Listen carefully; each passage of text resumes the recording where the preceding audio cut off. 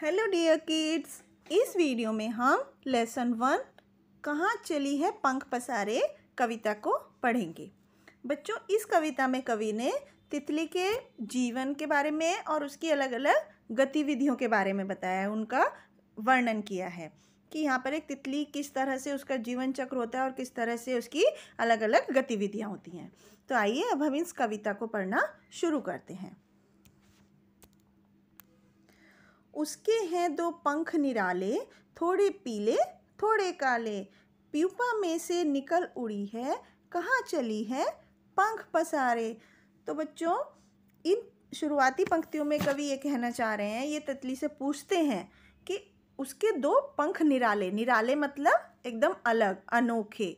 वो तितली से पूछते हैं कि तुम अभी अभी जन्म लेकर, मतलब प्यूपा में से निकल कर, अभी अभी तुमने जन्म लिया है अर्थात प्यूपा में से निकली हो, तो अपने दोनों पंखों को जो थोड़े से पीले हैं थोड़े से काले हैं, उन पंखों के से तुम कहाँ उड़ रही हो, अपने अनोखे पंखों को लेकर तुम कहाँ पर उड़कर जा रही हो।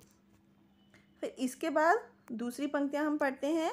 गाले कितना भी अच्छा पर उससे सारे भंवरे हारे, उसे फूल सब बहुत लुभाते, खुशबू याबे खुशबू वाले। बगिया की शीतल छाया में हवा की जब नदियाँ बहती हैं, उसमें नन्ही नाव सरीखी खुश होकर तैरा करती हैं, इधर उधर हिचकोले खाती अपनी नन्ही सूंड संभाले। तो बच्चों, यहाँ पर कवि कहना चाह रहे हैं कि गाले कितना भी अच्छा पर उससे सारे भंवरे हारे, मतलब कि यहाँ पर कवि ने तितलियों की तुलना भंवरों से की है कि तितलियों का जो गाना होता है अर्थात जो उनका गुंजन होता है वो भंवरों से भी ज़्यादा अच्छा होता है। मतलब भंवरे कितने भी सारे अच्छे गाते हैं लेकिन वो तितलियों से हार जाते हैं, अर्थात तितलियाँ उनसे ज़्यादा अच्छा गाना गुंजन करती हैं। उसे फूल सब बहुत लुभाते, खुशबू याबे खुशबू वाले, अर्थात वो कह रहे हैं कवि कि तितली को सारे फूल बहुत पसंद हैं। लुभाते मतलब उसको बहुत ही मन को अच्छे लगते हैं, बहुत ज़्यादा पसंद हैं। तितली कोई भी फूल पर बैठ जाती है, हर फूल को पसंद करती है, चाहे वो खुशबू वाला फूल हो या बिना खुशबू वाला फूल हो। तो जिस तरह से तितली को हर तरह के फूलों को पसंद पर बैठना पसंद होता है, इस तरह से अगली पंक्तियों में बगिया की शीतल छाया में हवा की जब नदियाँ बहती हैं, उसमें नन्ही नाव सरीखी खुश होकर तैरा करती हैं, इधर उधर हिचकोले खाती अपनी नन्ही सूंड संभाले। तो इन पंक्तियों में कवि कह रहे हैं कि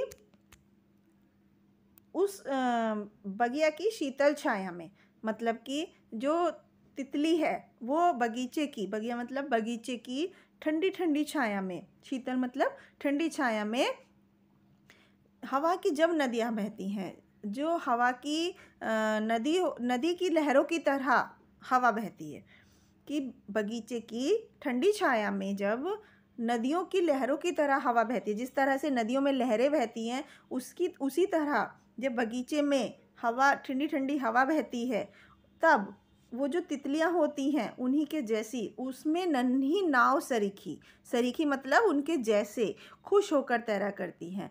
कि जिस तरह से नदी में नाव बहती है उसी तरह से जब बगीचे में ठंडी हवा बहती है तो जो तितलियां होती हैं वो एक नाव की तरह खुश होकर उसमें बहती हैं, मतलब उड़ती हैं।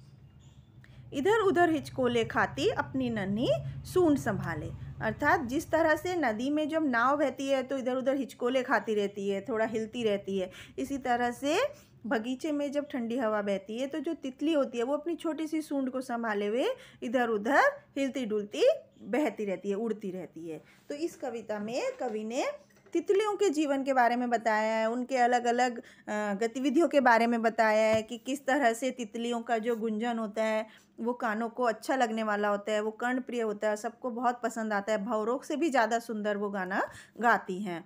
और किस तरह से बगीचे में जब ठंडी हवा बहती है तो तितलियाँ वहाँ पर घूमना पसंद करती हैं, और नदी के लहरों से कवि ने यहाँ पर तितलियों की जो तुलना की है कि किस तरह से तितलियाँ उड़ती हैं और कहाँ पर वो बैठना पसंद करती हैं। उन्हें हर तरह के फूल बहुत पसंद होते हैं।